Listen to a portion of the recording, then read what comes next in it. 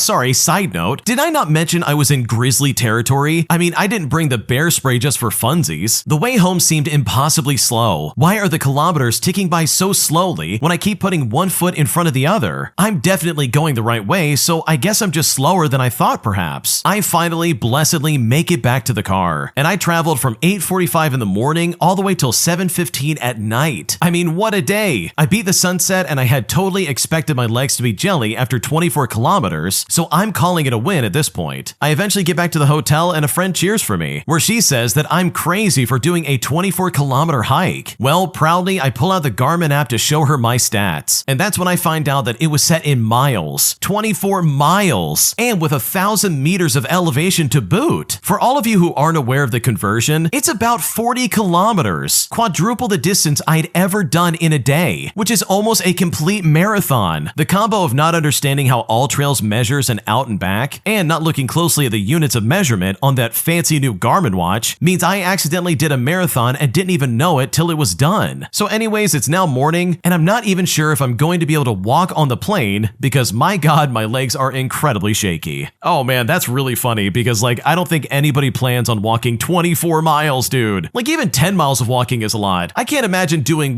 double that and then some extra 4 for the heck of it. Holy crap, that must have been crazy. But you know what? At least you hit your new personal record because that truly will blow any record you have out of the water. And I'm sure next time you probably will not be doing something like that in the future. Would I be the jerk if I dropped out of my friend's wedding after he derailed my career and caused me financial hardship? Because right now I'm still incredibly pissed off. Here's how it all went down. Okay, so my friend and I, who we will call Mark, have been friends ever since we were kids. We've been in the same industry and we worked similar roles for about 25 years. He started a contracting business in 2016, and 4 years ago, I brought him in as a vendor at the Fortune 500 where I was working. Well, Mark's business grew rapidly, and we're talking 5 times the employees and 10 times the revenue in a short time. He would often ask me to come work with him, and in 2023, he was overwhelmed and needed help, and so he convinced me to be his partner. The role in question was Director of Operations. I would basically run things and he would grow the business, and my compensation included earning equity in the business. Well, I left my secure job of 5 years with stock options, a 401k, etc. based on this offer. I emphasized my need for stability, knowing replacing the job that I left behind would take a long time and a lot of effort. For 2 years, I worked 60 plus hours a week, I traveled extensively, while Mark did nothing to grow the business. He was hard to reach and often missed meetings. His leadership was a complete disappointment. When I saw he wasn't holding up his end, I tried to secure new customers and projects, but he rejected every opportunity. This year, he's refused to take on new projects with existing customers to the point that we've lost all of our employees. Well, last Friday, he called, saying that he decided to completely shut down the business. My email access was cut off, and on Monday, I was offered 2 weeks severance and nothing for my earned share of the company. The letter states that my role has been eliminated due to downsizing and streamlining, and I now think that the promise of ownership was a lie just to convince me to run his business. His lies and actions have derailed my career and put me in a position of financial hardship. He won't answer my questions in text messaging or email and insists that I call him, but I want a paper trail. I was in Mark's first wedding, and I'm a groomsman in his second wedding this July, and at this point, I canceled the bachelor party fishing trip. So with that in mind, would I be the jerk if I dropped out of the wedding? I am too hurt by his betrayal to stand with him and pretend this is okay. What should I do? Okay, honestly, there's no way I would ever stick with this wedding. Dude, are you kidding me right now? This guy derailed your career. He took it all apart at his own self-interest. He basically lied to you and said, "Oh yeah, I'll give you all this stuff that you want." And then he turns around and says, "Oops, sorry, we're downsizing. See you later." And it's my God, what a crooked individual. So no, this guy does not deserve any favors because he truly is a complete piece of garbage. My idiotic boss accused me of bullying after I literally just asked her a question in the middle of a meeting. So I decided to maliciously comply by reporting myself to Human Resources, resulting in a meeting that truly was a waste of time that eventually led to my boss getting fired. Here's how I did it. So years ago, I worked in a semi-public sector job as part of a successful team helping make life easy for local businesses. Our team boss took a good job in the private sector, and a new boss was recruited from a decent organization similar to ours in a different part of the country. She worked compressed hours Monday through Thursday and was off on Fridays. Well, a month or two into this, and although the new boss was quite particular about things being done her way and had upset a couple of my colleagues by criticizing their work, I'd had no problems with her. We had a team meeting where the boss said that our performance wasn't good enough, even though we were arguably the best in the country, and that she wanted to be more involved in what and how we did everything to ensure better quality, meaning that she wanted us to copy her to every client email so she could comment as needed before we sent another reply. Now, although this seemed inefficient, nobody argued, and I just asked her if it should wait until Monday for her to comment on any client emails received on a Friday. I can't remember exactly what she said, but at the end of the meeting, she asked me to stay behind and then told me in a heated tone that my question was bullying behavior and that it was unprofessional to ask the question in front of the team, and said that my actions were the sort of thing that HR would see as grounds for dismissal and that I should be very careful in the future. So I told her I understood, and when we returned to our desks, I wrote up every single detail of the entire meeting and interaction, and I sent it to the head of Human Resources with the explanation that as bullying was very serious and may not be reported by the victim, I felt duty-bound to report my myself. I also laid it on pretty thick about being appalled by my unprofessional behavior and the fact that my career was likely at risk, and I clearly had a desperate need for training and discipline just to fix my dangerous ways. I also copied in my union representative. Well, within a day, me, my union representative, and my boss were all with the head of human resources, who, by the way, is a by-the-book professional, could find no indication of bullying or justification for my fears of an unprofessional bully in need of re-education. I was then asked to leave the meeting. My union rep stayed in, and I don't know what was said, but within 6 weeks, my boss was gone, and that same week, my big boss called me to thank me, as apparently he wanted to get rid of her but didn't know how to do it, which I truly find incredibly funny. Dude, I love the fact that you got rid of that boss because that lady sounds obnoxious. Here you are just asking a question inside of a meeting, and then she had the audacity to sit there and be like,